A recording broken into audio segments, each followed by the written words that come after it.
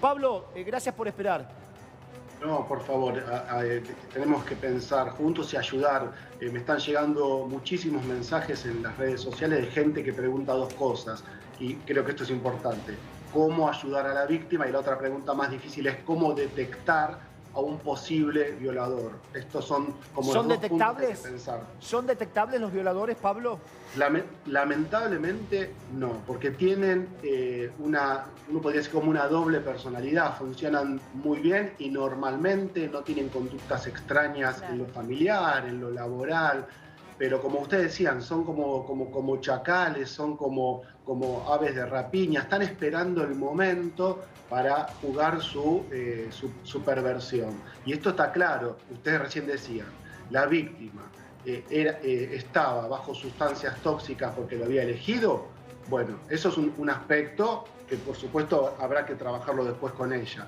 O también fue utilizado, le metieron en alguna sustancia para aprovechar, pero bajo, digamos, sea porque ella estaba consumiendo o porque le dieron alguna droga, el objetivo era el mismo, era realmente el violador o los violadores buscan la debilidad, ¿no? Y a veces una mujer sola y peor así, bajo efecto de una sustancia, es como su plato preferido, la debilidad, ¿sí? En cuanto a la debilidad física que a veces tienen algunas mujeres y mucho más si están solas.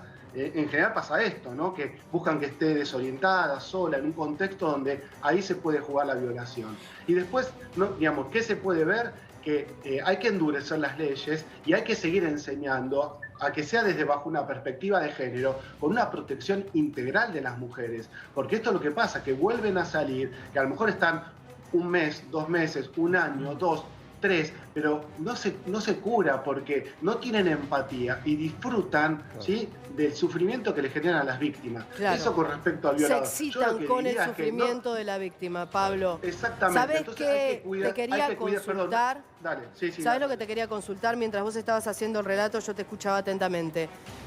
Por el hecho que, obviamente, desde la lógica nunca se puede llegar a entender este tipo de actos. Hoy hablábamos con Daniel y nos preguntábamos cómo entenderlo.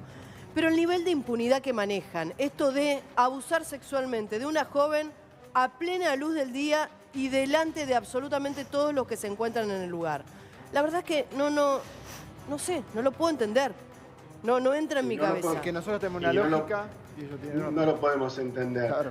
Pero porque, Ana, no lo podemos entender porque, digamos, la normalidad, entre comillas, los psicólogos decimos la neurosis, la gente cotidiana, va en la línea del amor, del cuidado, de la protección y estos perversos, que es una estructura de personalidad. Uno en psicología podría rápidamente hablar de 3 personalidades.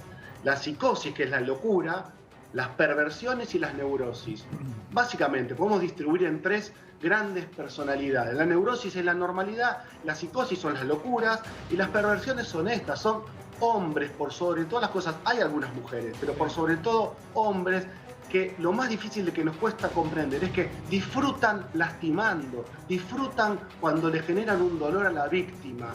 Entonces por eso no lo puedes entender, Ana. Y obvio que como mujer estás más interpelada y te duele muchísimo más, aunque Pablo, a mí como hombre también, ¿no es cierto? Pero después pensar en la víctima y ahora vamos a ver cómo se puede ayudar a la víctima. Cuando, Sí, digo, quiero aprovechar para preguntarte, ¿de qué hablamos cuando hablamos de la cultura de la violación, digo, ¿no? Porque siempre tenemos amigas, las mujeres, que fueron abusadas, o nosotras mismas, lamentablemente, pero nunca hay hombres que tienen amigos abusadores. Y acá vemos directamente cómo entre ellos se hacían la gamba, ¿no? Cómo entre ellos se cubrían, se turnaban. Digo, ¿cómo está esa complicidad entre estos mismos violadores para poder seguir perpetrando estos delitos? ¿Qué es la cultura de la violación? Sí, es muy interesante, Caro, esto que traes. Hay una construcción social y cultural de determinados hombres. Por eso yo hace un rato les explicaba el caso de Fernando Báez, que hace ya 2 años que fue asesinado. Ahí se asocian hombres, ¿sí?, que usan la fuerza física, ¿sí? No todos los que hacen rugby son violentos y asesinos, pero a veces se asocian a partir de la fuerza física para demostrar que son machos, ¿no? Machos entre comillas, hombres seguramente no, están más ligados a algo más animal que al ser hombre, y en esa fuerza física se asocian para lastimar o matar a alguien más débil porque está solo, por supuesto. Y en estos hombres que se asociaron para violar a una mujer, sucede lo mismo, es ¿sí? una empatía entre ellos, donde juntos disfrutan lo que a lo mejor solos también harían, pero digamos que en ese sentido se facilita, porque si ahí hubiese habido uno que frene, que denuncie, que grite, que ponga un límite, capaz que los otros también lo lastiman, porque no forma parte de ese porque no forma parte de la social. Manada, Pablo, directamente. Exactamente. No es parte de la manada. Yo ahora te quiero hacer una consulta, pero Tamara también quiere preguntarte algo. Dale, Tami, dale vos. Bueno, básicamente esto que explicabas de la impronta cultural de la dominación. Preguntarte si para ellos no hay una creencia delictiva de esto, porque siempre en la violación grupal viola el grupo, no violan las personas individuales. ¿Desaparece esta creencia delictiva? El psicópata, el perverso, no piensa en el después, porque no le importa el después, porque los que tenemos criterios de salud mental pensamos en el después. Si yo, te pongo un ejemplo muy básico, si yo tiro una piedra, me enojo y rompo un vidrio, puedo pensar, mejor dicho, si yo quiero romper un vidrio, puedo pensar que del otro lado va a haber alguien que puedo lastimar. Ellos no piensan en el otro lado, en el después, disfrutan del momento y es en el presente donde está todo el goce. No hay un cuidado. No sé si, digamos, lo que hay que pensar acá en definitiva es que no se puede detectar un perverso y que el perverso, digamos, no va a pensar en vos, en mí, en nadie. Piensa solo en su goce. Esto es difícil de entender. Piensa solo en su goce.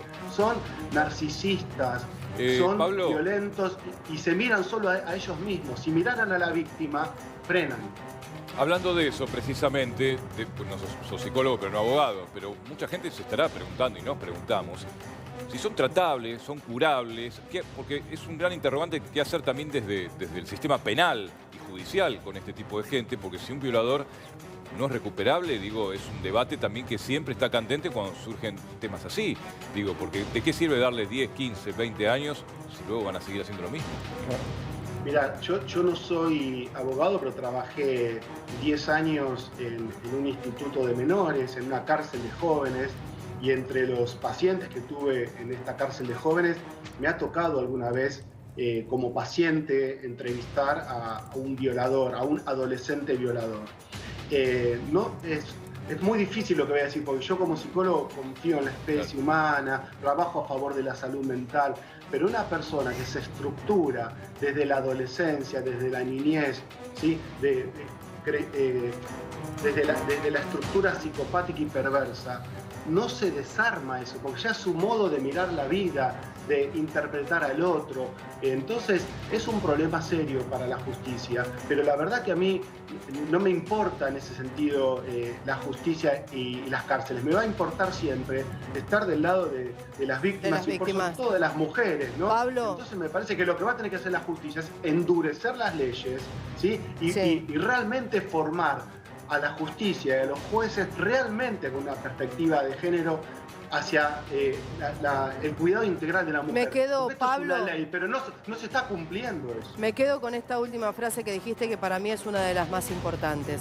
Estamos hablando de una psicopatía, no les importa cuál puede llegar a ser la consecuencia y lamentablemente tampoco hay una resociabilización, porque cuando pueden vuelven a cometer el mismo delito. Te agradecemos muchísimo este contacto con Tiempo Real. No, un placer, y espero que ayudemos a esta mujer a que se sane, ¿no? Gracias, Abrazo gracias grande, Pablo. Pablo.